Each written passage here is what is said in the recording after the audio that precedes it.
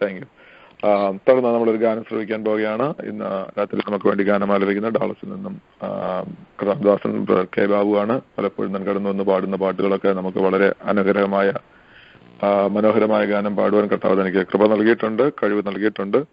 തന്നെ നമുക്ക് അനുഗ്രഹമാക്കി മാറ്റിക്കൊണ്ടിരിക്കുന്നു. ഇന്ന് രാത്രിയിലും നമ്മൾ വളരെ മനോഹരമായ ഒരു ഗാന ശ്രവ്യത്തിന് വേണ്ടി നമ്മൾ കാതോർത്തിരിക്കുമ്പോൾ കർത്താവദാസൻ കെ ബാബുവിനെ ഒക്ലഹോമ പ്രേയർ പാർട്ട്നേഴ്സിന്റെ നാമത്തിൽ ഗാന ശുശ്രൂഷയ്ക്ക് വേണ്ടി ക്ഷണിച്ചോളൂ. Thank you. കാണാമെനിക്കെന്റെ രക്ഷിതാവേ നിന്റെ തങ്കമുഖമെന്റെ താതൻ രാജ്യം. കാണാമെനിക്കെന്റെ രക്ഷിതാവേ നിന്റെ തങ്കമുഖമെന്റെ താതൻ രാജ്യം. ഈ ലോകമായയിൽ പെട്ടു വലഞ്ഞു ഞാൻ മേലോക വാർത്തയിൽ ദൂരസ്ഥനായി.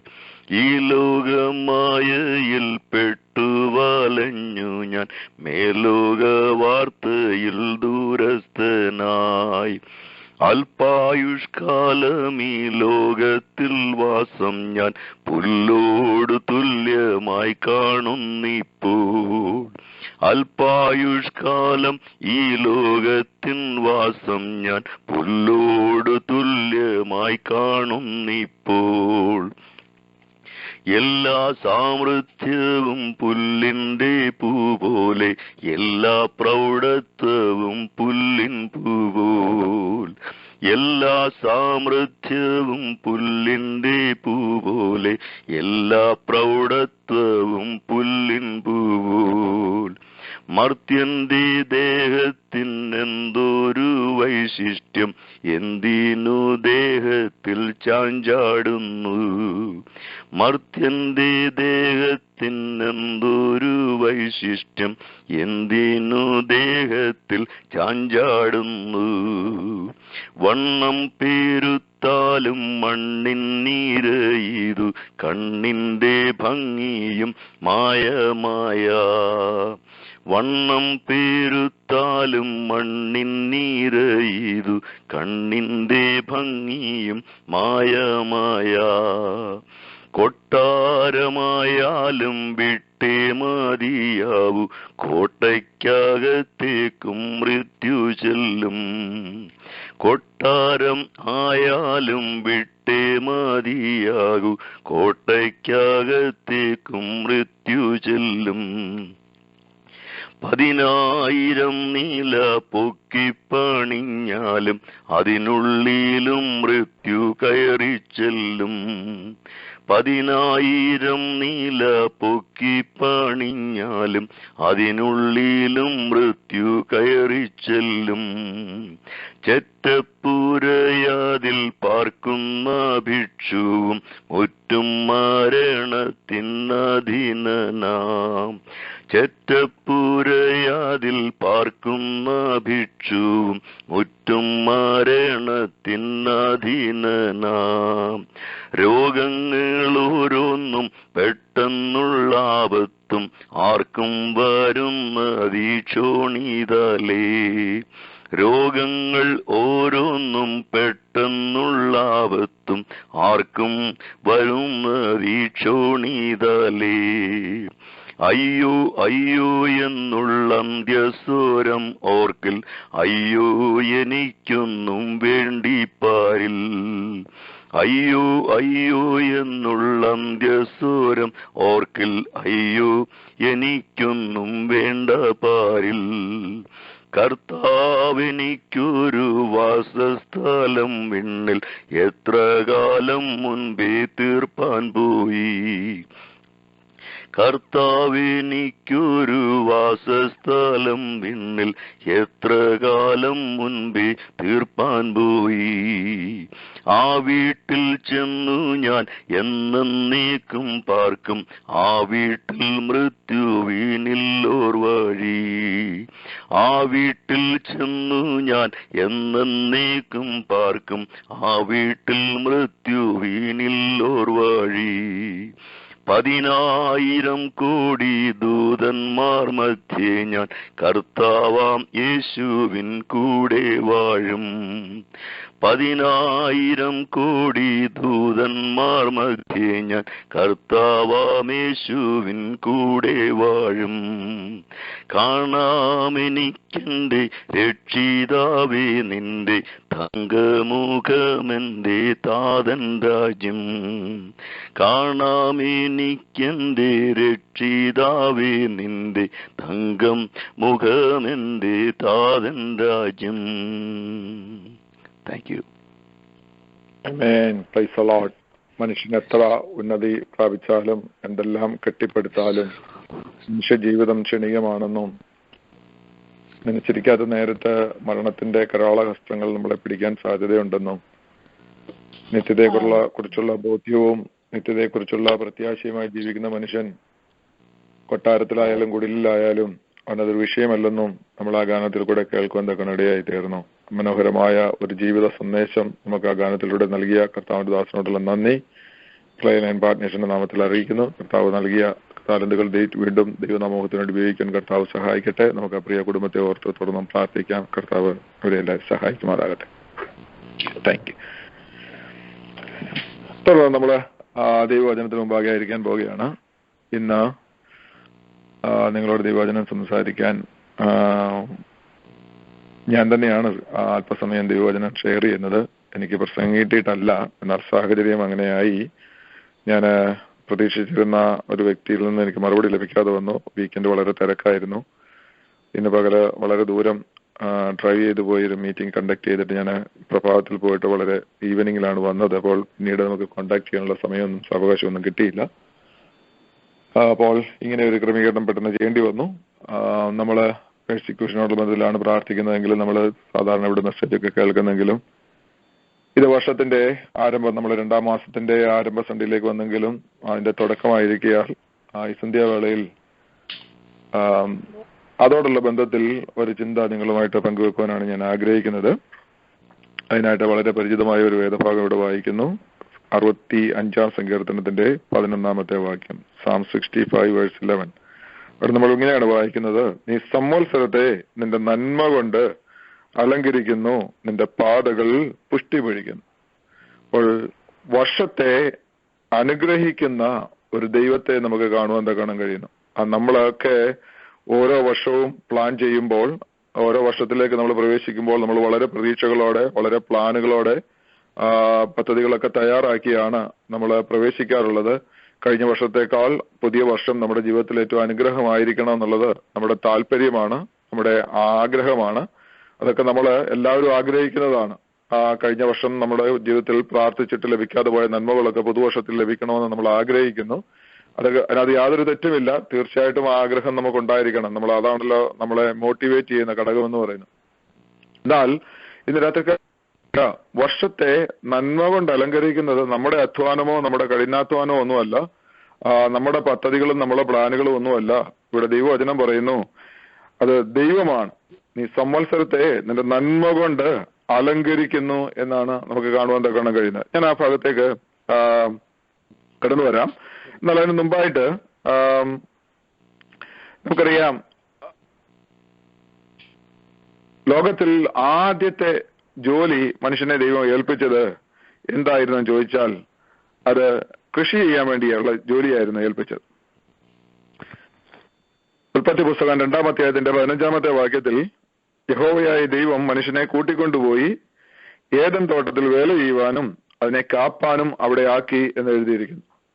അപ്പോൾ മനുഷ്യന് ദൈവം കൊടുത്തതായ, നമ്മൾ വായിച്ച സങ്കീർത്തന ഭാഗത്തിൽ പറയുന്ന ആ കാർഷിക വിഷയത്തിലാണ് ഇത് പറഞ്ഞത്. അപ്പോൾ ഓർത്തിരിക്കുക, ദൈവം ഏൽപ്പിച്ച ആദ്യത്തെ ജോലി എന്ന് പറയുന്നത് കൃഷി ചെയ്യുകയും കാവല് സൂക്ഷിക്കുകയാണ്. 2 ജോലിയാണ്. അപ്പോൾ ഒന്നിലധികം ജോലി ചെയ്യുന്നത് തെറ്റാണോ എന്ന് ചോദിച്ചാൽ ഒരിക്കലും തെറ്റല്ല. നമുക്ക് ആരോഗ്യമുണ്ടെങ്കിൽ സാവകാശമുണ്ടെങ്കിൽ നമ്മൾ ചെയ്യണം. കാരണം ആദ്യ മനുഷ്യൻ ജോലി തുടങ്ങിയത് 2 ജോലി ഒരുമിച്ച് ചെയ്തുകൊണ്ടാണ്. അപ്പോൾ ഓർക്കണം, അപ്പൊ 2 ഉത്തരവാദിത്തങ്ങൾ തനിക്കുണ്ടായിരുന്നു. ആ ഉത്തരവാദിത്വത്തിൽ താന് ചില പരാജയങ്ങൾ തനിക്കുണ്ടായതുകൊണ്ട് താൻ അവിടുന്ന് ആ തോട്ടത്തിൽ നിന്ന് തന്നെ, നമുക്കറിയാം ഇന്നത്തെ നമ്മുടെ കണ്ടംപററി ലാംഗ്വേജിൽ നമുക്ക് മനസ്സിലാകുന്ന ഭാഷയിൽ പറഞ്ഞാൽ ഓൺ ദ സ്പോട്ട് ഫയറിംഗ് ആയിരുന്നു. തന്നെ എന്ത് ചെയ്തു, ആ ജോലിയിൽ നിന്നും ഓൺ ദ സ്പോട്ടിൽ തന്നെ ഫയർ ചെയ്തു. തനിക്ക് അഡ്വാൻസ് നോട്ടീസ് ഒന്നും കൊടുത്തില്ല. നമുക്കറിയാം തന്റെ ജീവിതത്തിൽ ഉണ്ടായതായ കാര്യങ്ങൾ. ദൈവം ഇറങ്ങി വന്നപ്പോൾ അവർ പാപം ചെയ്തതുകൊണ്ട് അവർക്ക് ദൈവം മുമ്പിൽ വെളിപ്പെടുവാൻ കഴിയാതെ വന്നു. ഒടുവിൽ വിസ്താരം കഴിഞ്ഞ് കാര്യങ്ങളെല്ലാം കഴിഞ്ഞു. ഓൺ ദ സ്പോട്ടിൽ ആദമിനെ ഫയർ ചെയ്തു എന്ന് മാത്രമല്ല സ്ഥലത്തും കാലിയാക്കി. നമുക്കറിയാം ഇപ്പോൾ പല അമേരിക്കയിൽ പലയിടങ്ങളിലും ഫയറിംഗ് നടക്കുമ്പോൾ ജോലികളിൽ നിന്ന് പിരിച്ചുവിടുമ്പോൾ അവരെ ഓൺ ദ സ്പോട്ടിൽ വന്നിട്ട് പറഞ്ഞു വിടുകയാണ്, നിങ്ങളുടെ സാധനങ്ങളെല്ലാം എടുത്തോ, ബാക്കി വല്ലതും ഉണ്ടെങ്കിൽ ഞങ്ങൾ വീട്ടിലെത്തിക്കാന്നാണ് പറയുന്നത്. കാരണം അവർക്ക് പേടിയാണ്. കാരണം നേരത്തെ നോട്ടീസ് കൊടുത്താൽ നാളെ ഈ ആള് വരുന്നത് തോക്കുകൊണ്ടാണോ ഫയർ ചെയ്തവരെ അല്ലെ സൂപ്പർവൈസേഴ്സിനെ വെടിവെക്കാനാണെന്ന് അറിയാൻ വയ്യാത്തത് കൊണ്ട് അവരെ എസ്കോർട്ട് ചെയ്ത് അവരുടെ ആ ഫെസിലിറ്റിയുടെ അതിരിന് വെളിയിലാക്കി കൊണ്ടുവന്ന് നമുക്ക് കാണുവാൻ തക്കണം കഴിയുന്നു. ഇതുപോലെ തന്നെ അവരെയും പുറത്താക്കിയിട്ട് അവർ തിരിച്ചു കയറാതെ ഇരിക്കുവാൻ ദൂതന്മാരെ കാവലാക്കി, കെരൂബുകളെ കാവലാക്കി എന്നാണ് നമുക്ക് ഉൽപ്പത്തി പുസ്തകത്തിൽ കാണുവാൻ തക്കണം കഴിയുന്നത്. ഇപ്പൊ നമ്മൾ നോക്കുമ്പോൾ ഈ സീസണുകളൊക്കെ നമുക്കറിയാം, നമ്മളിപ്പോൾ വിന്റർ സീസൺ ആണ്. പക്ഷെ ഈ സീസണുകളൊക്കെ നൽകിയത് ആരാണെന്ന് ചോദിച്ചാൽ ദൈവം മനുഷ്യന് കൊടുത്ത വാക്തത്വങ്ങളിൽ പ്രധാനപ്പെട്ട ഒന്നായിരുന്നു. കാരണം നമുക്കറിയാം, മനുഷ്യൻ ഭൂമിയിൽ പാവം പെരുകിയപ്പോൾ ദൈവം മനുഷ്യനെ ഒരു പാഠം പഠിപ്പിക്കാൻ തീരുമാനിച്ചു. അങ്ങനെ ദൈവം നോഹയെയും തന്റെ കുടുംബത്തെയും മാറ്റി നിർത്തിയിട്ട് ബാക്കിയുള്ളവരെ എല്ലാം കൂടെ പാഠം പഠിപ്പിച്ചു കഴിഞ്ഞപ്പോൾ ഒന്നുമില്ലായിരുന്നു. എന്നാൽ അതിന്റെ അവസാനം ദൈവം അവരോട് പറഞ്ഞു, അത് മനുഷ്യൻ ഇറങ്ങി ആ യാഗം കഴിച്ചു. ആ യാഗത്തിന്റെ സൗരഭ്യമാസന മണത്തപ്പോൾ ദൈവം അവർക്ക് ചില വാക്തത്വങ്ങൾ കൊടുത്തു എന്ന് ഉൽപ്പത്തി പുസ്തകം 8-ാം അധ്യായത്തിന്റെ 21-22 വാക്യങ്ങൾ നമ്മൾ കാണുന്നു. അവിടെ ഇങ്ങനെയാണ് നമ്മൾ കാണുന്നത്, യഹോവ സൗരഭ്യവാസന മണത്തപ്പോൾ യഹോവ തന്റെ ഹൃദയത്തിൽ അരുളി ചെയ്തത്, ഞാൻ മനുഷ്യന്റെ നിമിത്തം ഇനി ഭൂമിയെ ശപിക്കയില്ല. മനുഷ്യന്റെ മനോനിരവണം ബാല്യം മുതൽ ദോഷമുള്ളതാകുന്നു. ഞാൻ ചെയ്തതുപോലെ സകല ജീവികളെയും ഇനി നശിപ്പിക്കയില്ല. അത് കഴിഞ്ഞിട്ടാണ് 22-ാം വാക്യത്തിൽ ദൈവം കൊടുത്ത വാക്തത്വം ഇങ്ങനെയാണ്, ഭൂമിയുള്ള കാലത്തോളം വിതയും കൊയ്ത്തും ശീതവും ഉഷ്ണവും വേനലും വർഷവും രാവും പകലും നിന്നു പോകുകയുമില്ല. നോക്കണം, അപ്പോൾ 4 സീസണും കൊടുത്തത് ദൈവമാണ്. മനുഷ്യന് ദൈവം നിവേദനം അർപ്പിച്ചിട്ട് പെറ്റീഷൻ കൊടുത്തിട്ട് അല്ലെ സിഗ്നേച്ചർ ഡ്രൈവ് നടത്തി മില്യൻസ് ഓഫ് ആൾക്കാരെ കൊണ്ട് സിഗ്നേച്ചർ എടുത്തിട്ട് ദൈവത്തിൽ നിന്ന് പിടിച്ചു വാങ്ങിയതല്ല സീസൺ എന്ന് പറയുന്നത്. അപ്പോൾ നമ്മളിപ്പോൾ ആയിരിക്കുന്ന വിന്റർ സീസൺ, ഇത് കഴിയുമ്പോൾ നമുക്കുണ്ടാകുന്ന സ്പ്രിങ്, പിന്നീട് ഉണ്ടാകുന്ന സമ്മർ, ഫോള്, ഇതെല്ലാം ദൈവം തന്നെ മനുഷ്യനോട് പറഞ്ഞു, ദൈവം മനുഷ്യന് കൊടുത്തതാണ്. കാരണം അതിന്റെയൊക്കെ ആവശ്യം മനുഷ്യനുണ്ടെന്ന് അറിഞ്ഞുകൊണ്ട് തന്നെ ദൈവം ചെയ്തതാണ് എന്ന് നമുക്ക് കാണുവാൻ തക്കണം കഴിയുന്നു. അങ്ങനെ ദൈവം ഇതെല്ലാം കൊടുത്തു. വിതയും കൊയ്ത്തിനുള്ള അവസരങ്ങളൊക്കെ കൊടുത്തു. എന്നാൽ നമ്മൾ ഇസ്രായേൽ മക്കളെ സംബന്ധിച്ചിടത്തോളം വരുമ്പോൾ നമുക്ക് കാണുവാൻ തക്കണം കഴിയുന്നത്, ഇസ്രായേൽ മക്കള് മിസ്രയീമിൽ അടിമകളായിട്ട് കഴിയേണ്ടി വന്നു. അവിടെ നിന്ന് അവരെ ഇറക്കിക്കൊണ്ടുവന്നു വാഗ്ദത്ത നാട്ടിലേക്ക് കൊണ്ടുപോവുകയാണ്. ആ കൊണ്ടുപോകുന്ന യാത്രയുടെ മധ്യത്തിൽ ദൈവം അവർക്ക് വേണ്ട എല്ലാ മനുഷ്യനും തമ്മിൽ പാലിക്കേണ്ട നിയമങ്ങൾ കൊടുത്തു. മനുഷ്യനും ദൈവത്തോടുണ്ടായിരിക്കേണ്ട നിയമങ്ങൾ കൊടുത്തു. സമൂഹത്തിൽ എങ്ങനെയായിരിക്കണം, കുടുംബത്തിൽ എങ്ങനെയായിരിക്കണം, മാതാപിതാക്കളും പൈതങ്ങളും തമ്മിൽ എങ്ങനെയായിരിക്കണം, എല്ലാ കാര്യങ്ങളും അവർക്ക് പറഞ്ഞു കൊടുത്തു. അങ്ങനെ പറഞ്ഞു കൊടുത്ത കാര്യങ്ങളെല്ലാം ക്രമീകരിച്ചു വരുന്നതിന്റെ ഇടയിൽ ദൈവം അവരോട് ചില കാര്യങ്ങൾ പറഞ്ഞു. ആ കാര്യങ്ങള് ഇങ്ങനെയാണ്. കൃഷിയോടുള്ള ബന്ധത്തിലും അവർക്ക് നിയമങ്ങൾ കൊടുത്തു എന്ന് നമുക്ക് കാണുവാൻ തക്കണം കഴിയുന്നു. പുറപ്പാട് പുസ്തകം 23-ാം അധ്യായത്തിന്റെ 10-11 വാക്യങ്ങളിൽ നമ്മൾ ഇങ്ങനെ കാണുന്നു, 6 സംവത്സരം നിന്റെ നിലം വിതച്ച് വിളവെടുത്തുകൊള്ളുക. 7-ാം സംവത്സരത്തിലോ അത് ഒഴിവ് ചെയ്യാതെ വെറുതെ ഇട്ടേക്ക. നിന്റെ ജനത്തിലെ ദരിദ്രന്മാർ അഹോവൃത്തി കഴിക്കട്ടെ. അവർ ശേഷിപ്പിക്കുന്നത് കാട്ടുമൃഗങ്ങൾ തിന്നട്ടെ. നിന്റെ മുന്തിരിത്തോട്ടവും ഒലിവ് വൃക്ഷവും സംബന്ധിച്ച് അങ്ങനെ തന്നെ ചെയ്യുക. അപ്പൊ അവരോട് പറഞ്ഞു, 6 ദിവസം വേല ചെയ്തിട്ട് 7-ാം ദിവസം നിങ്ങൾ ശബത്ത് ആചരിക്കണം, സ്വസ്ഥമായിട്ടിരിക്കണം എന്ന് പറഞ്ഞ അതേ ദൈവം പറഞ്ഞു, നിങ്ങൾ മാത്രമല്ല, നിങ്ങൾ കൃഷി ചെയ്യുന്ന ഭൂമിക്ക് ഒരു ബ്രേക്ക് ഉണ്ടായിരിക്കണം. 6 വർഷം നിങ്ങൾ കൃഷി ചെയ്യണം. 6-ാം വർഷം നിങ്ങൾ കൃഷി ചെയ്യുമ്പോൾ അടുത്ത 3 വർഷത്തേക്കുള്ള എന്ന് പറഞ്ഞാൽ 6-ാം വർഷം കൃഷി ചെയ്യുമ്പോഴുള്ള നന്മ, 7-ാം വർഷത്തേക്ക് മൊത്തമായിട്ടുള്ള നന്മ, 8-ാം വർഷം കൃഷി ചെയ്ത് അതിന്റെ ഫലം എടുക്കുന്നത് വരെ നിങ്ങൾ കഴിയേണ്ടത് 6-ാം വർഷത്തിൽ നൽകി തരാമെന്ന് പറഞ്ഞിട്ടാണ് ദൈവം ഇവരോട് ഇത് ചെയ്തത്. എന്നിട്ട് അപ്പൊ ദൈവം അവർക്ക് വേണ്ടിയുള്ള നന്മകൾ കൊടുത്തു. എന്നിട്ട് പറയുകയാണ്, അത് ബാക്കി എന്ത് ചെയ്യണം, നിങ്ങള് ശേഷിപ്പിക്കുന്നത് കാട്ടുമൃഗങ്ങൾ തിന്നാൽ നിങ്ങൾ അതിനെക്കുറിച്ച് ഭാരപ്പെടണ്ട. അപ്പൊ ഞാൻ ഈ ഭാഗം വായിച്ചപ്പോൾ ഞാൻ ഒത്തിരി ചിന്തിപ്പിച്ചു. ദൈവം നമ്മൾ പറയുന്നത് നമ്മളെ കുറിച്ച് കരുതുന്ന ദൈവമാണ്. നമ്മളെക്കുറിച്ച് മാത്രമല്ല ദൈവം കരുതുന്നത്. കരയുന്ന കാക്ക കുഞ്ഞിന് അതിന്റെ ആഹാരം കൊടുക്കുന്ന ദൈവം നമ്മൾ കേട്ടിട്ടുണ്ട്. സകല ജീവനുള്ള സകലത്തിനും തൃപ്തി വരുന്നത് ദൈവത്തിന്റെ തൃക്കൈ തുറക്കുമ്പോഴാണെന്നൊക്കെ നമ്മൾ ദൈവത്തിൽ കാണുന്നു. എന്നാൽ ഇവിടെ ദൈവം പറയുകയാണ്, നിങ്ങൾ മിച്ചമുണ്ടെങ്കിൽ പോലും നിങ്ങൾ അതിനെക്കുറിച്ച് ഭാരപ്പെടാൻ പോകരുത്. അതിന് കാട്ടുമൃഗങ്ങൾക്കും ആഹാരം ആവശ്യമുണ്ട്, അവ തിന്നുകൊള്ളട്ടെ. അപ്പൊ അത്ര കാട്ടിലെ മൃഗങ്ങളെ വരെ കരുതുന്ന ഒരു ദൈവത്തെക്കുറിച്ചാണ് നമുക്കിവിടെ കാണാൻ പറ്റുന്നത്. അങ്ങനെയെങ്കിൽ കാട്ടുമൃഗങ്ങളെ കുറിച്ച് ദൈവത്തിന് കൺസേൺ ഉണ്ടെങ്കിൽ ഇന്ന് രാത്രികാലം നമ്മൾ ഓർത്തിരിക്കണം, തന്റെ രക്തത്താന്റെ വിലയായിരിക്കുന്ന എന്നെക്കുറിച്ചും നിങ്ങളെക്കുറിച്ചും ദൈവത്തിന് നല്ലപോലെ കരുതലുള്ള ഒരു ദൈവമാണ്, രക്ഷകനാണ് നമ്മുടെ ദൈവം എന്നുള്ളത് ഇന്ന് രാത്രികാലം നമ്മൾ മറന്നു പോകരുത്. Praise the Lord.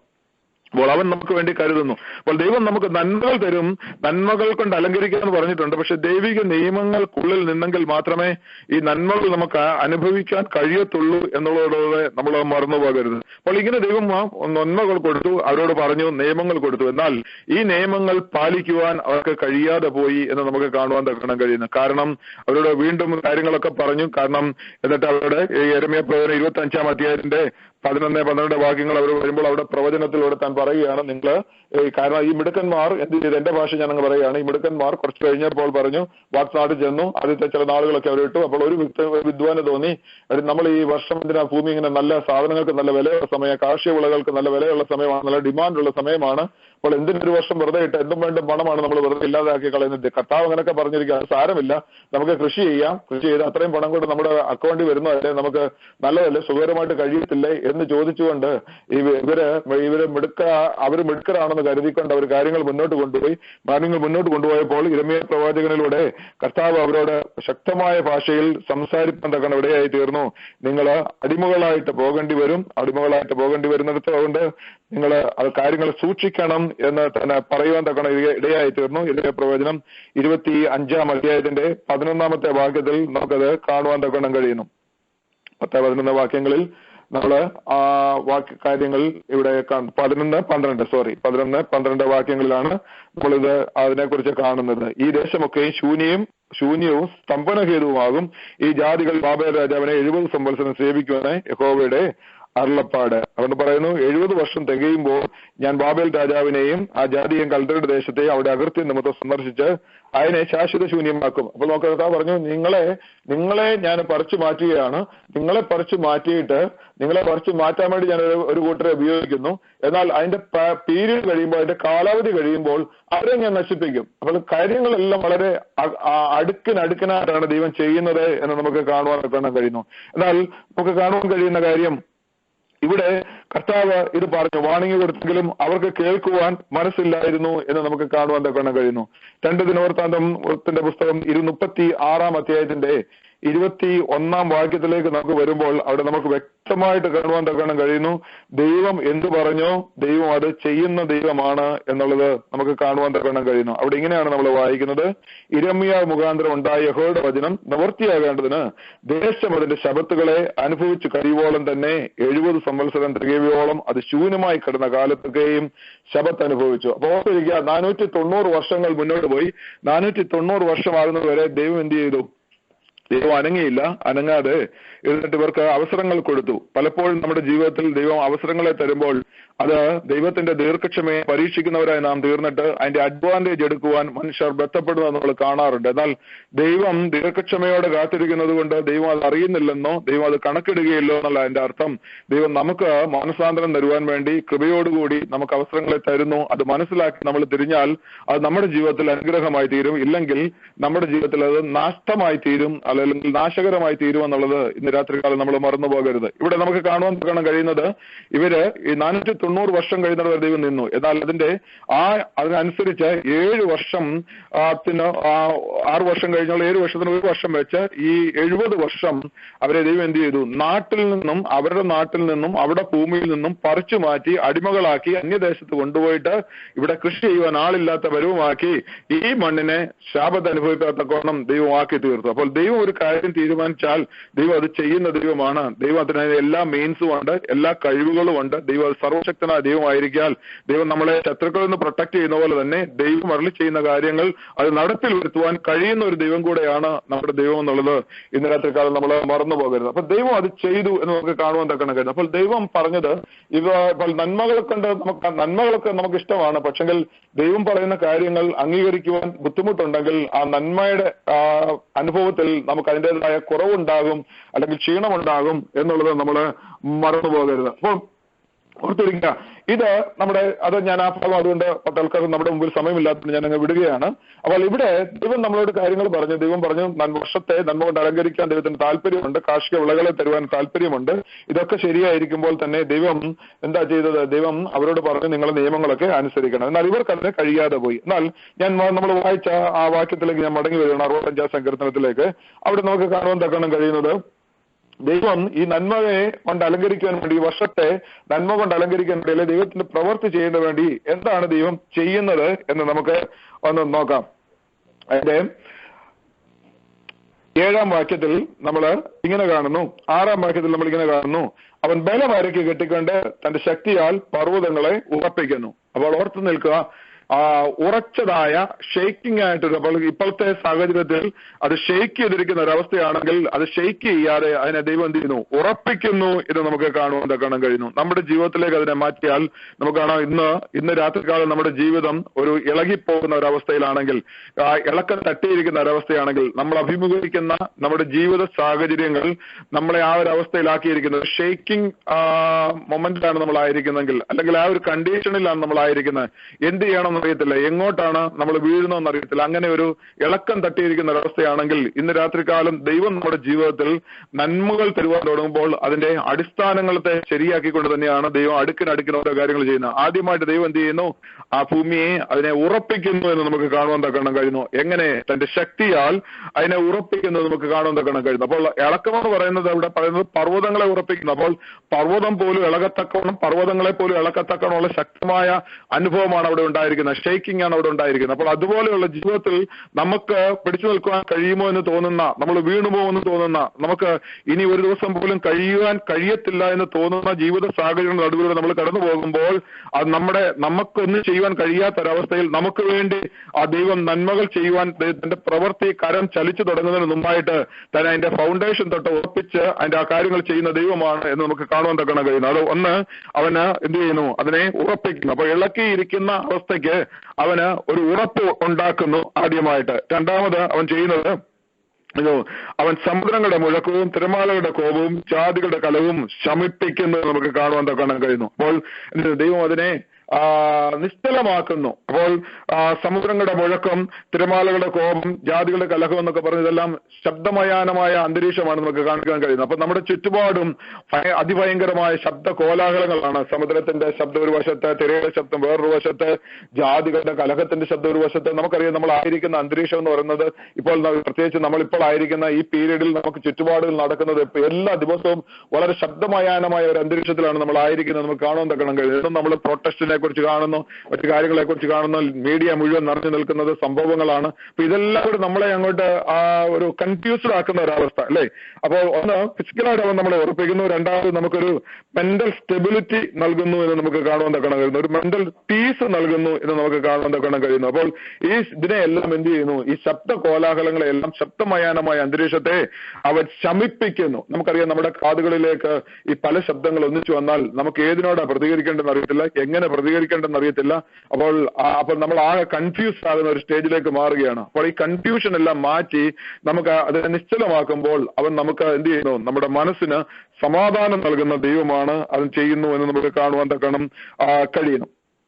ഇനിയും അതിന്റെ 9-ാം വാക്യത്തിലേക്ക് വരുമ്പോൾ നമുക്ക് കാണുവാൻ തക്കണം കഴിയുന്നത്, അവൻ നീ ഭൂമിയെ സന്ദർശിച്ച് നനയ്ക്കുന്നു. അപ്പോൾ നോക്കണം, അത് അപ്പോൾ വരണ്ടിരിക്കുന്ന ഒരവസ്ഥയിൽ ഫലം ഉണ്ടാകാൻ സാധ്യതയില്ലാത്തത് കൊണ്ട് അതിനെ ദൈവം എന്ത് ചെയ്യുന്നു, ദൈവം അതിനെ നനയ്ക്കുന്നു, എന്നിട്ട് അതിനെ പുഷ്ടിയുള്ളതാക്കുന്നു എന്ന് നമുക്ക് കാണുവാൻ തക്കണം കഴിയുന്നു. വീണ്ടും കാണുന്നു, ദൈവത്തിന്റെ നദിയിൽ വെള്ളം നിറഞ്ഞിരിക്കുന്നു, അതങ്ങനെ ഒരുക്കി അവർക്ക് ധാന്യം കൊടുക്കുന്നു. അപ്പൊ മൂന്നാമത്തെ കാര്യം എന്താണ്, ദൈവം അതിനെ ഭൂമിയെ അവൻ സന്ദർശിച്ചിട്ട് അതിനെ ഒരുക്കുന്നു. എന്തിനു വേണ്ടി?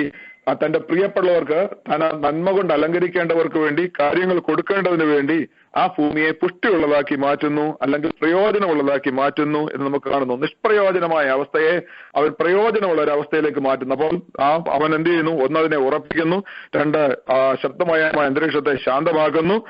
മൂന്ന്, അവൻ എന്ത് ചെയ്യുന്നു? അതിനെ ഭൂമിയെ ഒരുക്കുന്നു. അപ്പോൾ ആ പ്രിപ്പറേഷൻ നടക്കുകയാണ്, അണിയറയിൽ അതിന്റെ ഒരുക്കങ്ങൾ നടക്കുന്നു എന്ന് നമുക്ക് കാണുവാൻ തക്കണം കഴിയുന്നു. നമ്മൾ അത് അറിയുന്നില്ലെങ്കിലും നമ്മുടെ ജീവിതത്തിൽ നാം അനുഭവിക്കേണ്ട നന്മകളോട് ബന്ധത്തിൽ നമ്മൾ അനുഭവിക്കേണ്ട നമ്മളെ നന്മയിലേക്ക് നയിക്കേണ്ടതിന് വേണ്ടി ദൈവം നമ്മൾ അറിയാത്ത സാഹചര്യത്തിൽ തന്നെ അതിന്റെ ബിഹൈൻഡ് ദ സീനിൽ ദൈവം കാര്യങ്ങളെല്ലാം ചെയ്യുന്നതായിട്ട് നമുക്ക് കാണാൻ തക്കണം കഴിയുന്നു.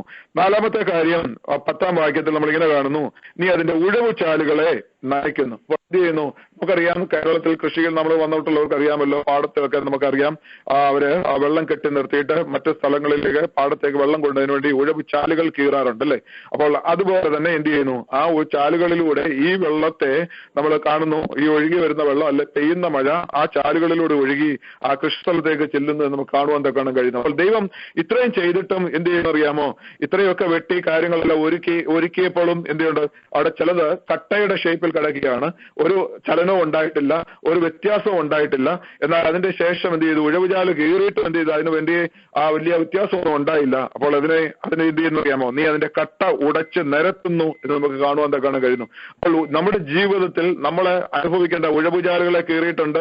നമ്മുടെ കർത്താവ് നന്മ തരുവാൻ വേണ്ടി കാര്യങ്ങൾ ഒരുക്കിക്കൊണ്ടിരിക്കുകയാണ്. നമ്മുടെ ആ കൺഫ്യൂസ്ഡ് സ്റ്റേജെല്ലാം മാറ്റി മനസ്സിനെ ശാന്തമാക്കി നമ്മളെ മുന്നോട്ട് കൊണ്ടുപോകുന്നു. എന്നാൽ അതിന്റെ നടുവിൽ ദൈവം എന്ത് ചെയ്യുന്നു? ദൈവപ്രവൃത്തി വെളിപ്പെടുന്നുണ്ട്. ദൈവത്തിന്റെ നന്മയുടെ ഉഴവുചാലുകൾ കർത്താവ് കീറിയിട്ടുണ്ട്. ആ ഉഴവുചാലുകളിലൂടെ നന്മ ആ ഒഴുകി നമ്മുടെ അരികിലേക്ക് വരികയാണ്. എന്നാൽ ആ നന്മ നമ്മുടെ ഇടയിൽ എത്തിക്കത്തില്ല, നമ്മുടെ അരികിൽ എത്തിക്കത്തില്ല എന്ന് വാദിച്ചുകൊണ്ട് നിൽക്കുന്ന കട്ട പോലെയുള്ള ചില അനുഭവങ്ങൾ നമ്മുടെ മുമ്പിലുണ്ട്. അതുകൊണ്ട് എന്ത് ചെയ്തു? ദൈവപ്രവൃത്തി ആരംഭിച്ചുവെങ്കിലും ആ ദൈവം ആഗ്രഹിച്ച, നമ്മൾ ആഗ്രഹിച്ച, ദൈവം തുടങ്ങി വെച്ച ആ നന്മ നമ്മുടെ ജീവിതത്തിൽ അനുഭവിപ്പാൻ കഴിയാതെ വണ്ണം ആയിരിക്കുന്ന ഒരവസ്ഥയിൽ നമ്മളെ എത്തിച്ചേരുകയാണ്. അപ്പോൾ തീർച്ചയായിട്ടും അങ്ങനെ ഒരു അവസ്ഥയിൽ നമുക്കൊന്നും ചെയ്യാൻ കഴിയത്തില്ല. എന്താണ് കർത്താവെ ഇങ്ങനെയെന്ന് ചോദിച്ചുകൊണ്ട് നമ്മൾ ദൈവസന്നിധിയിലായിരിക്കുമ്പോൾ ഇന്ന് രാത്രികാലം ദൈവത്തിന്റെ ആത്മാവ് പറയുന്നു, നമുക്ക് ഉടയ്ക്കുവാൻ കഴിയാത്ത കട്ടകളെ, നമുക്ക് മാർഗതടസ്സമായി നിൽക്കുന്ന കട്ടകളെ, നമ്മുടെ അനുഗ്രഹത്തിന്റെ തടസ്സമായി നിൽക്കുന്ന കട്ടകളെ അവൻ തന്നെ ഉടയ്ക്കുന്ന ദൈവമാണ്, അവൻ തന്നെ നിരത്തുന്ന ദൈവമാണ് എന്ന് പറഞ്ഞാൽ നമ്മുടെ മുമ്പിൽ അതിനെ ഷേപ്പ്ലെസ് ആക്കി മാറ്റുന്നു എന്ന് നമുക്ക് കാണുവാൻ തക്കണം കഴിയുന്നു. അതുവരെ മുസൽ പിടിച്ച് നിന്നതായ, അതുവരെ ആ നന്മ അനുഭവിപ്പാൻ സമ്മതിക്കുകയില്ല എന്ന് പറഞ്ഞുകൊണ്ട് നിന്നതായ, അതുവരെ ജീവിതത്തിൽ നീ എത്ര പ്രാർത്ഥിച്ചാലും, എത്ര ഉപവസിച്ചാലും, എത്ര കാത്തിരുന്നാലും, എത്ര പ്രവചനം കേട്ടാലും, എത്ര ദൂത് കേട്ടാലും, ആരൊക്കെ എത്ര ശക്തനായ പ്രവാചകനെ കൊണ്ട് പ്രവർത്തിച്ചാലും, 3, 7, 21, 40 വരെ ഉപവസിച്ചാലും നിന്റെ ജീവിതത്തിൽ നന്മ അനുഭവിപ്പാൻ ഞാൻ സമ്മതിക്കുകയില്ല എന്ന് പറഞ്ഞുകൊണ്ട് ബാധിച്ചു നിൽക്കുന്നതായ കട്ട പോലെയുള്ള ചില അനുഭവങ്ങളെ ഇന്ന് രാത്രികാലം നാം പ്രാർത്ഥിച്ചുകൊണ്ടിരിക്കുമ്പോൾ തന്നെ നാം അറിയാതെ ദൈവം നമുക്ക് വേണ്ടി ഉടയ്ക്കുന്നു, അതിനെ നിരത്തുന്നു എന്നുള്ളത് ഇന്ന് രാത്രികാലം നമ്മൾ മറന്നു പോകരുത്. എന്നിട്ട് ഇനിയും അതൊരിക്കലും ഫോം ചെയ്യാതെ, അത് തല ഉയർത്താതിരിക്കേണ്ടതിന് വേണ്ടി നമ്മൾ വായിക്കുന്നു, മഴയാൽ നീ അതിനെ കുതിർക്കുന്നു. അപ്പോൾ അതിന്റെ ഇടപാട് തീരുകയാണ്. ഇനി അതിനൊരിക്കലും തല ഉയർത്തി നിന്നുകൊണ്ട് നമുക്കെതിരെ വെല്ലുവിളികൾ ഉയർത്താൻ കഴിയത്തില്ല, നമ്മളെ തടസ്സപ്പെടുത്താൻ കഴിയത്തില്ല. അതുകൊണ്ട് നമ്മളിവിടെ കാണുന്നു, മഴയാൽ നീ അതിനെ കുതിർക്കുന്നു, എന്നിട്ട് അതിന്റെ മുളയെ നീ അനുഗ്രഹിക്കുന്നു. അപ്പോൾ ഇത് ഇത്രയും വരുമ്പോഴത്തേക്ക് ഒരു ചെറിയ മുള എഴുന്നേറ്റ് വരികയാണ്. അവിടെ എന്ത് വരുന്നു? അവിടെ നമുക്ക് കാണുവാൻ തക്കണം കഴിയുന്നത്, ദൈവത്തിന്റെ നദിയിൽ എന്ത് ചെയ്തു? ദൈവം പ്രവർത്തിച്ച ഒരു ചെറിയ മുളയെ നമുക്ക് അവിടെ കാണാൻ തക്കണം കഴിയുന്നത്. എന്താണ് അത്? ദൈവ പ്രവൃത്തി ആരംഭിച്ചിരിക്കുകയാണ്. അപ്പൊ ഇന്ന് രാത്രികാലം നമുക്ക് കാണുവാൻ കഴിയുന്നില്ലെങ്കിലും, നമുക്ക് അറിയുവാൻ കഴിയുന്നില്ലെങ്കിലും, നമ്മുടെ മനസ്സുകൊണ്ട് നമുക്കത് ഗ്രഹിക്കുവാൻ കഴിയുന്നില്ലെങ്കിലും ഒരു കാര്യം നമ്മൾ മനസ്സിലാക്കിയിരിക്കണം, നമ്മുടെ ഈ വർഷം 2017 നന്മ കൊണ്ട് അലങ്കരിക്കുവാൻ നമ്മുടെ ജീവിതത്തിൽ ദൈവം തീരുമാനിച്ചു കഴിഞ്ഞിരിക്കുമ്പോൾ ദൈവം ഇന്ന് രാത്രികാലം ആ ഒരു മുളയെ ദൈവം എന്ത് ചെയ്തിരിക്കുക? ആ ഒരു പ്രവൃത്തി ദൈവം ആരംഭിച്ചു കഴിഞ്ഞു. ഒരു മുള അവിടെ ഓൾറെഡി ഉണ്ടായി കഴിഞ്ഞു എന്ന് പറഞ്ഞാൽ അനുഗ്രഹത്തിന്റെ നാമ്പ് അവിടെ മുളച്ച് കഴിഞ്ഞിരിക്കുകയാണ്. ഒരു പക്ഷെങ്കിൽ നമ്മുടെ മാനുഷിക കണ്ണുകൾ കൊണ്ട്, ഐഹിക കണ്ണുകൾ കൊണ്ട് നമുക്കത് കാണുവാൻ കഴിയുന്നില്ലെങ്കിലും, മാനുഷികമായ ആ കണ്ണുകൾ കൊണ്ട് നമുക്ക് മനസ്സിലാക്കാൻ കഴിയുന്നില്ലെങ്കിലും ഒരു കാര്യം നമ്മൾ ഓർത്തിരിക്കുക, ഇന്ന് രാത്രികാലം വിശ്വാസ കണ്ണുകൊണ്ട് നമുക്കത് കാണുവാൻ കഴിഞ്ഞാൽ തീർച്ചയായിട്ടും നമ്മുടെ ആദരങ്ങൾ തുറന്ന് നമുക്ക് കർത്താവിനെ സ്തുതിപ്പാൻ തരണം കഴിയും. കാരണം എനിക്ക് വേണ്ടി, നിങ്ങൾക്ക് വേണ്ടിയും ഈ ഒരു വർഷത്തെ നന്മകൾ കൊണ്ട് അനുകരിക്കേണ്ടതിന് വേണ്ടി അവൻ നമുക്ക് വേണ്ടി പ്രവർത്തിക്കുന്ന പ്രവർത്തനങ്ങളെ നമുക്ക് കാണുവാൻ തക്കാൻ കഴിയുന്നു. ഒരു പക്ഷെങ്കിൽ അതിന് വേണ്ട വിധത്തിൽ ഗ്രഹിക്കാൻ കഴിയുന്നില്ല, അതിന്റെ ആഴം മനസ്സിലാക്കാൻ കഴിയുന്നില്ല, അതിന്റെ പ്രവൃത്തിയുടെ പദ്ധതികളെ നമുക്ക് മനസ്സിലാക്കാൻ കഴിയുന്നില്ല. എന്നാൽ ദൈവം ഒരു പ്രവൃത്തി ആരംഭിച്ചു കഴിഞ്ഞു എന്നാണ് നമുക്ക് കാണുവാൻ തരണം കഴിയുന്നത്. അപ്പോൾ ദൈവം മുളപ്പിച്ചതാണെങ്കിൽ ദൈവം അതിനെ വളർത്തുക തന്നെ ചെയ്യും. ദൈവം വളർത്തിയതാണെങ്കിൽ അതിൽ നിന്നൊരു ഫലം ഉണ്ടാകുക തന്നെ ചെയ്യും. അതുകൊണ്ട് ഇന്ന് രാത്രികാലം നമ്മൾ ഓർത്തിരിക്കണം, നമ്മുടെ ജീവിതത്തിൽ തീർച്ചയായിട്ടും ആ ഒരു അനുഭവത്തിലേക്ക് നമ്മളെ കൊണ്ടുപോകാനാണ് കർത്താവ് നമ്മളെ കുറിച്ച് ആഗ്രഹിക്കുന്നുള്ളത് നമ്മൾ മറന്നു പോകരുത്. അപ്പോൾ ഈ വർഷക്കാലം നന്മ കൊണ്ടുപോകാനായിട്ട് ദൈവം കഴിഞ്ഞിരിക്കുന്നു. ഈ വർഷത്തിന്റെ അവസാനത്തിന് ദൈവപ്രവൃത്തി എന്ത് ചെയ്തിരിക്കുന്നു? ആരംഭിച്ചിരിക്കുന്നു എന്നുള്ളത് നമ്മൾ മറന്നു പോകരുത്. ദൈവം നമുക്ക് വേണ്ടി അത് ചെയ്യുവാൻ ആഗ്രഹിക്കുകയാണ്. ദൈവം ഇന്ന് രാത്രികാലം ലൈനിലായിരിക്കുന്ന ആരോടൊക്കെയോ ദൈവത്തിന്റെ ആത്മാവ് സംസാരിക്കുന്നു എന്ന് ഞാൻ വ്യക്തമായിട്ട് മനസ്സിലാക്കുന്നു. തീർച്ചയായിട്ടും ഈ കഴിഞ്ഞ 2016 വരെ നിങ്ങളുടെ ജീവിതത്തിൽ നിങ്ങൾ പ്രാർത്ഥിച്ചിട്ട് നിങ്ങൾക്ക് കരഗതമാകാതെ പോയ നന്മകൾ, നിങ്ങൾ പ്രാർത്ഥിച്ചിട്ട് നിങ്ങളുടെ എത്താതെ പോയ നന്മകൾ, കയ്യിലെത്തുന്ന തോന്നിയിട്ടും കയ്യിൽ നിന്ന് വഴുതിപ്പോയതുപോലെ തോന്നിയ ചില നന്മകൾ 2017 നിങ്ങളുടെ ജീവിതത്തിലേക്ക് നൽകി തരുവാൻ, നിങ്ങളുടെ കുടുംബത്തിലേക്ക് എത്തിച്ചു തരുവാൻ വിശ്വസനായ ഒരു ദൈവം നിങ്ങൾക്ക് വേണ്ടി ഇന്ന് രാത്രികാലം പ്രവർത്തിക്കുന്നു എന്നുള്ളത് നിങ്ങൾ ഇന്ന് രാത്രികാലം മറന്നുപോകരുത്. നമുക്കത് മനസ്സിലാക്കാൻ കഴിയുന്നില്ലെങ്കിലും നമ്മളത് കണ്ടു, നമ്മളത് അറിഞ്ഞു, നമുക്കുണ്ടായ നഷ്ടങ്ങൾ, നമ്മുടെ കയ്യിലെത്താതെ പോയ നന്മകളെ കുറിച്ച് ഓർത്ത് വിലപിച്ച് നൈരാശ്യബോധം നമ്മുടെ ജീവിതത്തിൽ ഉണ്ടാക്കി നമ്മുടെ പ്രാർത്ഥനാ ജീവിതത്തെ അഫക്ട് ചെയ്യത്തക്കവണ്ണം, നമ്മുടെ വിശ്വാസത്തെ അഫക്ട് ചെയ്തത്തക്കവണ്ണം ശത്രു പദ്ധതികൾ ഒരുക്കിയെങ്കിലും അതിന്റെ നടുവിൽ നമുക്ക് വേണ്ടി പ്രവർത്തിച്ചുകൊണ്ട് വീണ്ടും അതിനെ ജീവനുള്ളതാക്കി മാറ്റി നമ്മുടെ ആശകളെല്ലാം നഷ്ടപ്പെട്ട് ഇനിയും പ്രവർത്തിക്കത്തില്ല, ഇനിയും ഞാൻ നന്മ കാണത്തില്ല എന്ന് പറഞ്ഞ് നമ്മൾ എഴുത്തല്ലിയ വിഷയമാണെങ്കിലും ഇന്ന് രാത്രികാലം ദൈവത്തിന്റെ പരിശുദ്ധാത്മാവ് പറയുന്നു, നിങ്ങൾക്ക് വേണ്ടി ദൈവം ചില പ്രവൃത്തി ആരംഭിച്ചു കഴിഞ്ഞു. ഇന്ന് രാത്രികാലം നിങ്ങൾ ദൈവവചനം കേട്ടുകൊണ്ടിരിക്കുമ്പോൾ തന്നെ ആ പ്രവൃത്തി ആരംഭിച്ചു കഴിഞ്ഞു. ഒരു അവിടെ മുളച്ചു കഴിഞ്ഞു, ഒരു പ്രവൃത്തി അവൻ ആരംഭിച്ചു കഴിഞ്ഞു എന്നുള്ളത് ഇന്ന് രാത്രികാലം നിങ്ങൾ മറന്നുപോകരുത്. ഇതിനു വേണ്ടിയാണ് അവിടെ അത് ഉണ്ടായിരിക്കുന്നത്. ഇയ്യോബിന്റെ പുസ്തകം 38-ാം അധ്യായത്തിൽ 26-ാം വാക്യത്തിൽ നമ്മളിങ്ങനെ കാണുന്നു, തരിശും ശൂന്യമായ നിലത്തിന്റെ ദാഹം തീർക്കേണ്ടതിനും ഇളമ്പുല്ല് മുളപ്പിക്കേണ്ടതിനും വേണ്ടി അവൻ മഴയെ അയക്കുന്ന ദൈവമാണ്. അപ്പോൾ എന്ത് ചെയ്തു? ഇതുവരെ യാതൊരു പ്രയോജനവുമില്ലാത്ത ഒരവസ്ഥയായിരുന്നു, തരിശായിരുന്നു, ശൂന്യമായിരുന്ന അവസ്ഥയായിരുന്നു. എന്നാൽ അതൊക്കെ മാറ്റിയിട്ട് ദൈവം ഇവിടെ ഇളമ്പുല്ല് മുളപ്പിക്കുകയാണ്. എന്ന് പറഞ്ഞാൽ എവിടെ നിന്ന് വന്നെന്ന് പോലും അത്ഭുതം തോന്നുമാറ് ദൈവം ചില പ്രവൃത്തി അവിടെ ഉണ്ടാക്കുന്നു എന്ന് നമുക്ക് കാണുവാൻ തക്കണം കഴിയുന്നു. ഇങ്ങനെ വേഗത്തിൽ മുൻപോട്ട് പോകട്ടെ. അപ്പൊ ഇന്ന് രാത്രികാലം ദൈവം തന്റെ പ്രവൃത്തി ആരംഭിക്കുകയാണ്. എന്നിട്ടാണ് ദൈവം എന്ത് ചെയ്യുന്നത്? 11-ാം വാക്യത്തിലേക്ക് നമ്മൾ കടന്നു വരുമ്പോൾ നമുക്ക് കാണുവാൻ തക്കണം കഴിയുന്നത്, ദൈവം നീ സംവത്സരത്തെ നന്മ കൊണ്ട് അലങ്കരിക്കുന്നു എന്ന് നമുക്ക് കാണുവാൻ തക്കണം കഴിയുന്നു. നമ്മൾ ഇംഗ്ലീഷിൽ വായിക്കുമ്പോൾ യു ക്രൗൺ ദ ഇയർ എന്നായിരുന്നു അല്ലെ. ക്രൗൺ എന്ന് പറഞ്ഞാൽ കിരീടം ധരിപ്പിക്കുന്ന, വർഷത്തെ കിരീടം ധരിപ്പിക്കുന്നതെന്നാണ് ഇംഗ്ലീഷിൽ നമുക്കത് കാണുവാൻ തക്കണം കഴിയുന്നത്. അപ്പോൾ ഇന്ന് രാത്രികാലം ഓർത്തിരിക്കണം, ദൈവം നന്മ കൊണ്ട് അലങ്കരിക്കുന്നു എന്ന് മലയാളത്തിൽ എഴുതിയിരിക്കുന്നെങ്കിലും ദൈവം കിരീടം ധരിപ്പിക്കുന്നു. കിരീടം എന്ന് പറയുന്നത് നമുക്കറിയാം, കിരീടം എന്തിനെ സൂചിപ്പിക്കുന്നു? കിരീടം ഒന്ന്, അത് ഓണർ, ബഹുമാനം കൊണ്ടുവരുന്ന ഒരു കാര്യമാണ്. നിങ്ങളുടെ ജീവിതത്തിൽ ഇന്ന് വരെ നിങ്ങൾക്ക് ഒരു മാന്യത നിങ്ങൾക്ക് ലഭിച്ചിട്ടില്ലെങ്കിൽ, നിങ്ങളുടെ കുടുംബത്തിൽ ഒരു മാന്യത ലഭിച്ചിട്ടില്ലെങ്കിൽ, നിങ്ങളുടെ സമൂഹത്തിൽ ഒരു മാന്യത ലഭിച്ചിട്ടില്ലെങ്കിൽ, നിങ്ങളുടെ സഭയിൽ ഒരു മാന്യത ലഭിച്ചിട്ടില്ലെങ്കിൽ, നിങ്ങളുടെ ജോലി സ്ഥലത്ത് നിങ്ങൾ ഒരു മാന്യത ലഭിച്ചിട്ടില്ലെങ്കിൽ, നിങ്ങളെ മാന്യരെന്ന് എണ്ണാതെ അനേകര് നമ്മളെ പ്രിയപ്പെട്ടവർ പോലും കടന്നുപോയിട്ടുണ്ടെങ്കിൽ, ഇന്ന് രാത്രികാലം ദൈവം നന്മ കൊണ്ട് അലങ്കരിക്കുവാൻ തീരുമാനിച്ചിരിക്കുമ്പോൾ നമ്മൾ ഓർത്തിരിക്കണം, ദൈവം എന്ത് ചെയ്യുന്ന ദൈവമാണ്? ദൈവം നമുക്ക് മാന്യത കൽപ്പിക്കുന്ന ദൈവമാണ്.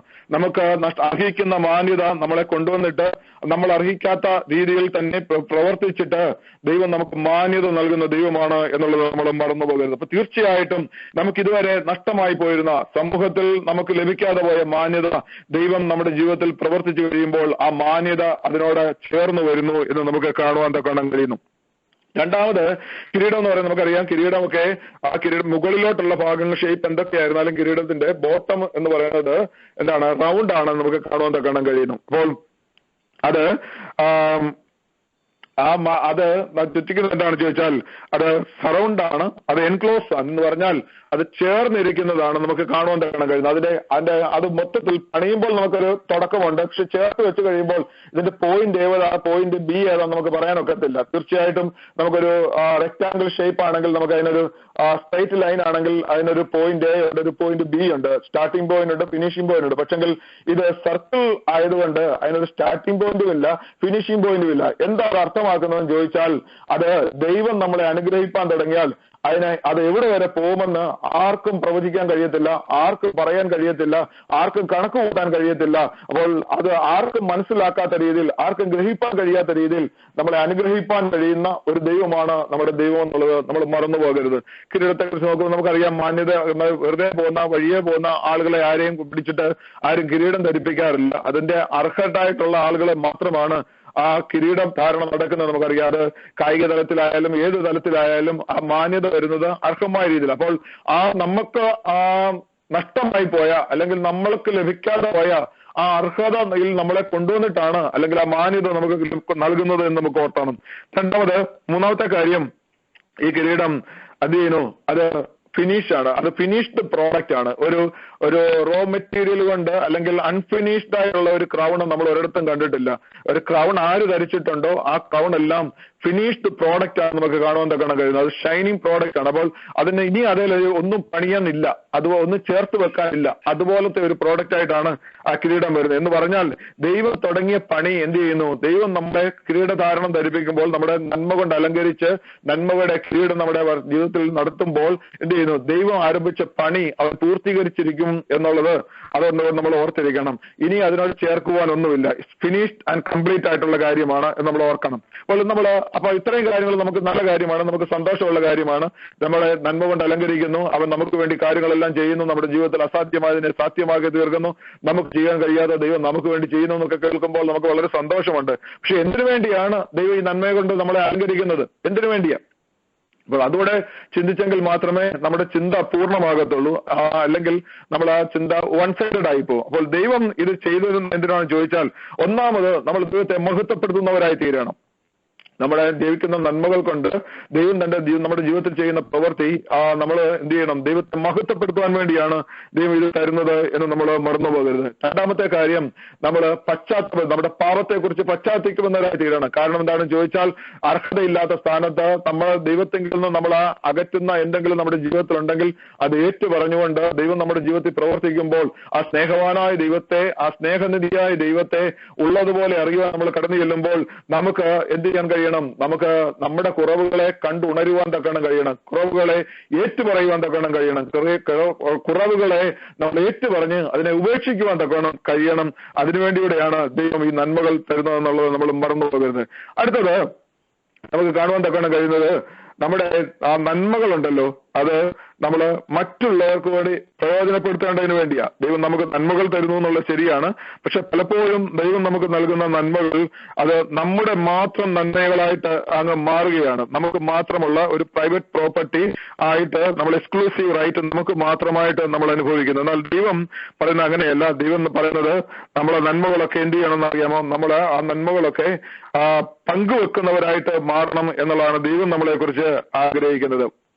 നമ്മുടെ ജീവിതത്തിൽ ആ നന്മകൾ അനുഭവിച്ചുകൊണ്ട് നമ്മൾ മുന്നോട്ട് പോകണം. നല്ല കാര്യമാണ്. പക്ഷെങ്കിൽ എന്ത് ചെയ്യണം? നമ്മൾ അതിൽ ഉത്സുകരായിരിക്കണം. അത് പങ്കുവെക്കുവാൻ തക്കണം നമ്മൾ ഒരു നല്ല മനസ്സുണ്ടായിരിക്കണം. 1 പത്രോസ് 3-13 വാക്യത്തിൽ നമ്മൾ ഇങ്ങനെയാണ് കാണുന്നത്, നിങ്ങൾ നന്മ ചെയ്യുന്നതിൽ ശുഷ്കാന്തിയുള്ളവരാകുന്നുവെങ്കിൽ നിങ്ങൾക്ക് ദോഷം ചെയ്യുന്നവർ അപ്പോൾ നമ്മുടെ ജീവിതത്തിൽ നമ്മൾ നന്മ ചെയ്യുവാൻ ശുഷ്കാന്തിയുള്ളവരായിരിക്കണം, ഉത്സാഹമുള്ളവരായിരിക്കണം. അതിനുവേണ്ടിയാണ് ദൈവം നമുക്ക് നന്മകൾ തരുന്നത് എന്ന് നമുക്ക് കാണുവാൻ തക്കണം കഴിയുന്നു. അടുത്തത് നമുക്ക് കാണുവാൻ തക്കണം കഴിയും. 4-മത്തെ കാര്യം, നമ്മൾ എന്ത് ചെയ്യുന്നറിയാമോ? നമ്മുടെ ജീവിതത്തിൽ സമസൃഷ്ടങ്ങളോട്, നമ്മുടെ കൂട്ടു സഹോദരങ്ങളെ കുറിച്ച് നമ്മൾ അവരെ സപ്പോർട്ട് ചെയ്യണം, അവരെ നമ്മൾ എൻകറേജ് ചെയ്യണം, ധൈര്യപ്പെടുത്തണം, പ്രോത്സാഹിപ്പിക്കണം. കാരണം നമുക്കുള്ളതുപോലെ പ്രതീക്ഷകൾ നമ്മുടെ കൂട്ടു സഹോദരങ്ങൾക്കുണ്ട്. അപ്പൊ നമ്മുടെ കൂട്ടു സഹോദരങ്ങളുടെ പ്രതീക്ഷകൾക്കൊത്ത് അവർക്ക് ഉയരാൻ കഴിയുന്നില്ലെങ്കിൽ, അവർ തളർന്നു പോകുന്നുണ്ടെങ്കിൽ, അവർ ക്ഷീണിച്ചു പോകുന്നുണ്ടെങ്കിൽ, നമ്മുടെ യാത്ര എന്ന് പറയുന്നത് നമ്മൾ ഒന്നിച്ചു പോകുകയാണ്. കാര്യങ്ങൾ നമ്മൾ മാത്രമല്ല പോകുന്നത്, നമ്മുടെ കൂട്ടു സഹോദരങ്ങളോട് നമ്മുടെ ലക്ഷ്യത്തിലേക്ക് വന്നുകൊണ്ടിരിക്കുകയാണ്. ഒരു അല്പസമയം എടുത്തിട്ട് അവരുടെ ക്ഷേമം കൂടെ ഒന്ന് അന്വേഷിച്ചിട്ട്, അവരുടെ യാത്ര എവിടെ വരെ എത്തിയെന്ന് അന്വേഷിച്ചിട്ട്, അവരുടെ കണ്ടീഷൻ എങ്ങനെയാണെന്ന് അറിഞ്ഞിട്ട് അവരെ ഒന്ന് പ്രോത്സാഹിപ്പിക്കുവാൻ, അവരെ ഒന്ന് സപ്പോർട്ട് ചെയ്യുവാൻ, നമ്മുടെ പ്രതീക്ഷകൾ, നമ്മളെ കാര്യങ്ങൾ ചെയ്യുമ്പോൾ അവർക്കതൊരു പ്രോത്സാഹനമായിട്ട് മാറുന്നു. അതിനായിട്ട് ദൈവം നമ്മളെ കുറിച്ച് ആഗ്രഹിക്കുകയാണ് എന്ന് നമുക്ക് കാണുവാൻ തക്കണം കഴിയുന്നു. മാത്രമല്ല ദൈവം നമ്മൾ എന്ത് ചെയ്യുന്നറിയാമോ? ദൈവത്തിന് പുകഴ്ച കൊടുക്കുവാൻ തക്കവണ്ണം ദൈവം നമ്മളെ കുറിച്ച് ആഗ്രഹിക്കുന്നു. ദൈവത്തിന്റെ ആഗ്രഹം അതാണ്. കാരണം ദൈവം നമ്മൾ അനുഭവിക്കുന്ന നന്മകൾ കൊണ്ട് നമ്മൾ എന്ത് ചെയ്യണം? ഒന്ന് ദൈവത്തെ നമ്മൾ സ്തുതിക്കുന്നവരായി തീരണം. ആ മഹത്വം നമ്മൾ ദൈവത്തിന് കൊടുക്കുന്നവരായി തീരുവാൻ കർത്താവ് നമ്മളെ കുറിച്ച് ആഗ്രഹിക്കുന്നു. കാരണം നമുക്കത് നൽകുന്നത് ആ മഹത്വം നമ്മൾ കൊടുത്തുകൊണ്ട് മറ്റുള്ളവരോട് ആ കാര്യങ്ങൾ പറയുമ്പോഴാണ് മറ്റുള്ളവർക്ക് അത് വിശ്വസിക്കുവാൻ തക്കവണ്ണം ഇടയായി തീരുന്നത്, അവര് ദൈവത്തിലേക്ക് ആകർഷിക്കുവാൻ തക്കവണ്ണം ഇടയായി തീരുന്നത് എന്ന് നമുക്ക് കാണുന്നു. കർത്താവ് അതുകൊണ്ട് നമ്മൾ പറയുന്നത്, നമ്മൾ അനുഭവിച്ചു, ദൈവം തരുന്നതാണ്. പക്ഷെങ്കിൽ എന്ത് ചെയ്യുന്നു? നമ്മള് ദൈവത്തിനെ മഹത്വപ്പെടുത്തണം. കാരണം അതാണ് പുത്രനായ ദൈവം ചെയ്തത്, അല്ലെ?